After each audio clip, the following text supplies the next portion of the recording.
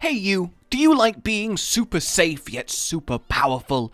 Do you like killing tempered Kirin in 10 minutes without any real risk of taking damage? Well, do ya?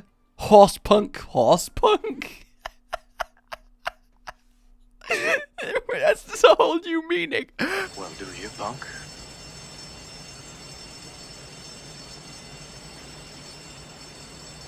Well, let me go through Crit Draw Greatsword. Not as favourable as it was in old game. It used to be the staple of the weapon. You run up with your focus, charge, hit, and then get the hell out of there and repeat ad infinitum. And that was the most efficient way to play the weapon. Now with all the damage weighted later on, not so much, though the Greatsword is getting buffed and the damage of those initial charges is getting increased. So perhaps, perchance, this might come back into favor. But even without that, it's still a surprisingly efficient, effective, quick, but most importantly, so safe you can kill Kirin with your UI off while watching a show on your other screen without even batting an ear flap.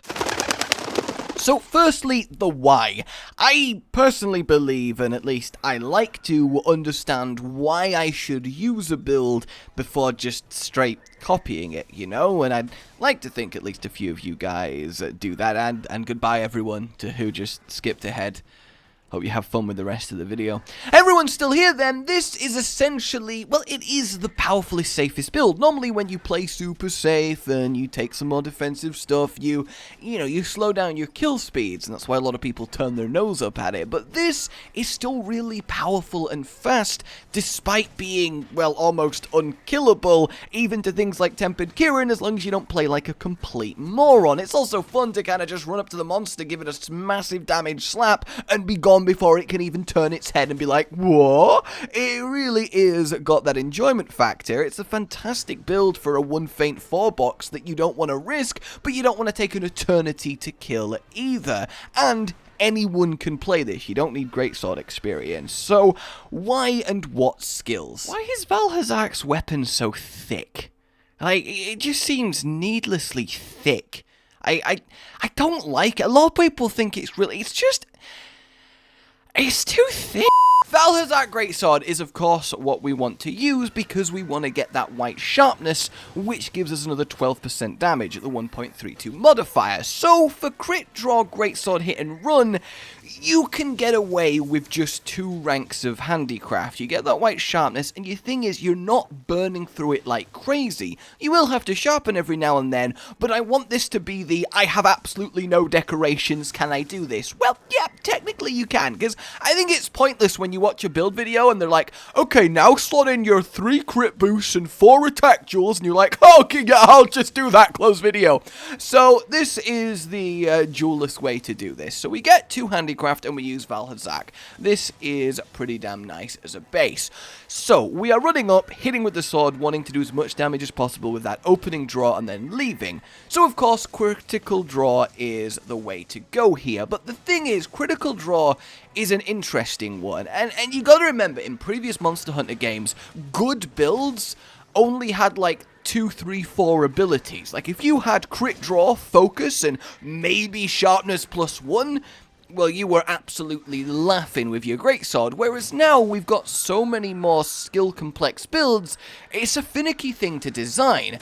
The best way to get our double crit draw is from Basil, and the thing is we do use double, because getting that 3rd point, especially without a jewel, is annoying as hell. The charm goes up to 2, so you would waste 1, so we can't use the charm. Legiana legs have 1, but it's useless ice resistance, and we don't get any decoration slots to work with.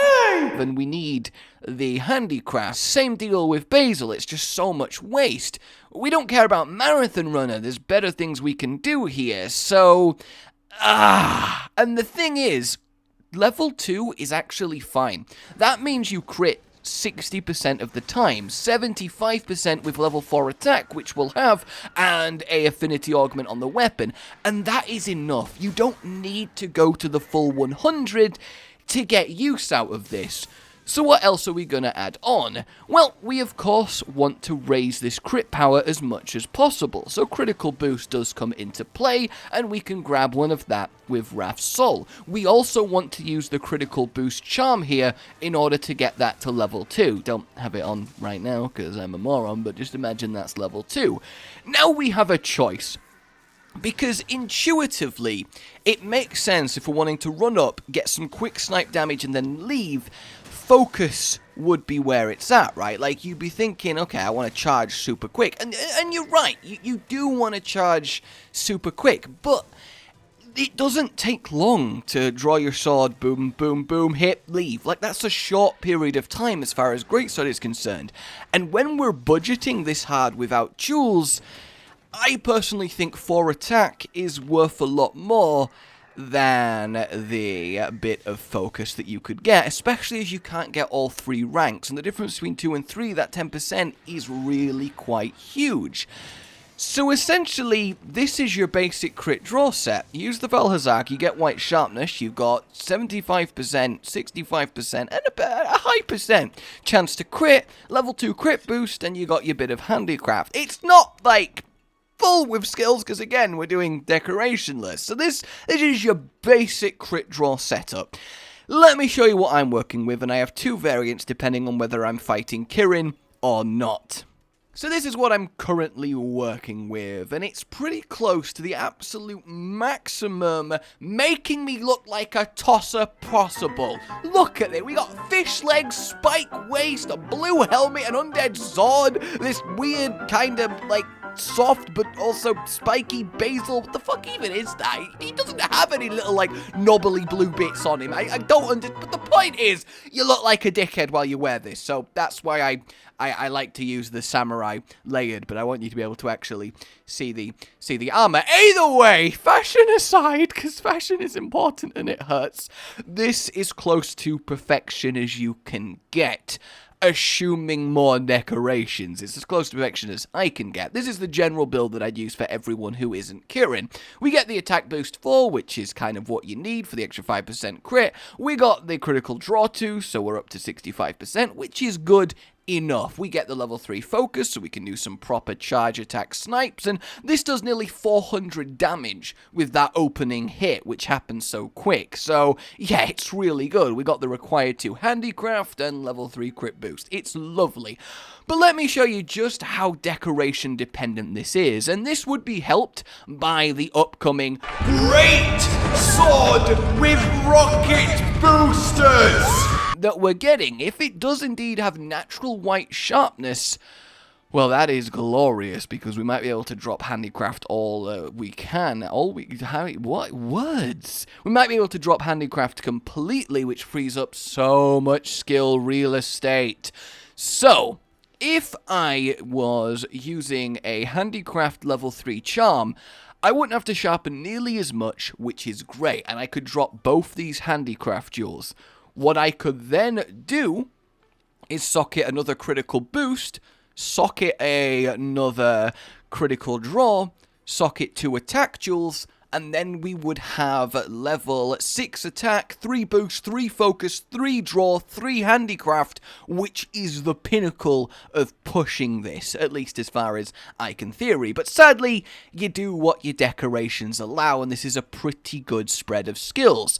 So, to the Kirin variant. Kirin version then is largely the same, except I drop focus, which lets me put on Kushala legs with a extended jewel for level 3 extension, and then I swap out that focus jewel because 1 rank is just pointless, for tenderizer for higher crit chance on Kirin's face, who you're always going to be hitting. And the thing is, I love extender on Kirin when using crit draw, because it lets you just instantly boom out of there as soon as you've hit. And I know you might be thinking, psh, I can dodge all of his one-shots with ease, I don't need no extension. And you know, that's good for you smug git. But some of us are mere mortals, and it helps. So we understand why you would play it for easy 1 feint 4 box investigations, we understand the skills that we need and why, and the ideals, so the playstyle. Wait for it. Wait for it. Now! Oh, die, Kirin! I'm sorry! Oh, you fiend! I'm sorry. And you just repeat. That's really it. That's all there is to explain. You take your time. I take a few hits in this because I'm trying to kill him as fast as possible. But if you're a little bit patient, you just wait for him to be committing to a thunderbolt, run up, slap his horn, roll away, sheath, and repeat. The evade extender makes it a doddle, and this kill took me about, what, 10 minutes, 30 seconds? It really wasn't that long, and there was a fair amount more downtime, and a few things went wrong that shouldn't have done. I was being a bit too reckless considering the build I was using, but yeah, essentially it really is just that. You might be thinking then, why not Odogaron 2-set for punishing draw? Adds a bit of damage, gets you some KO, and yes, it is really good, but the damage that you lose using 2 pieces of the armor is way more than what you'd gain from using it. Sadly, I've tested so much, I've wanted it to work. It's one of my favorite armor sets for reasons, and I can't get it to work, you know? So, yeah, there you have it, guys. That is your crit draw greatsword build. It's fantastic. It's a lot of fun, it's reliable, it's safe, it's easy Elder Dragons, especially Kirin, and it's about to get a whole lot stronger in both a buff and a weapon that might work with it a lot more. It's a good call to original OG Greatsword playstyles, and it's nice just to have. And the thing is, you don't even need to be good with Greatsword to play this. Anyone can make this set, whack on the Greatsword, and just do this, right? And that's something I really like about it. It really is something everyone can use. So for now, let me know if you like this more thorough explanation. I know there's going to be a lot of comments. They probably won't even get to this point in the video to hear me saying this because they've already left. But there's going to be a lot of comments like, just get to the point, stop rapping, oh my god, so much, you don't need to say it. And the thing is, sod that, right? Like, I like these videos to be interesting and a little bit entertaining, and if I spent 30 seconds go, use this, here's the skills, hit Kirin, bye, I mean, a lot of people might be like, cool, I'll see you later, but I don't know. I like to explain the whys and the reasons and, you know, actually understand the build on a proper level instead of just do as I say, you know. I like to impart the knowledge. It's the whole teach a man to fish instead of just giving him fish thing. I don't know, let me know if you like more in-depth build, guys. Either way, I am rambling now. Like you've enjoyed this, subscribe for more, and I'll see you next time. Goodbye. I breathed wrong as I said goodbye.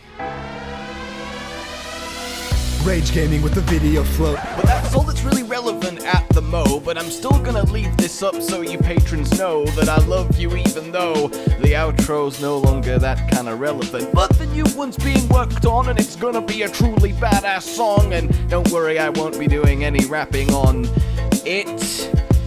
I'm gonna go now. This was shit.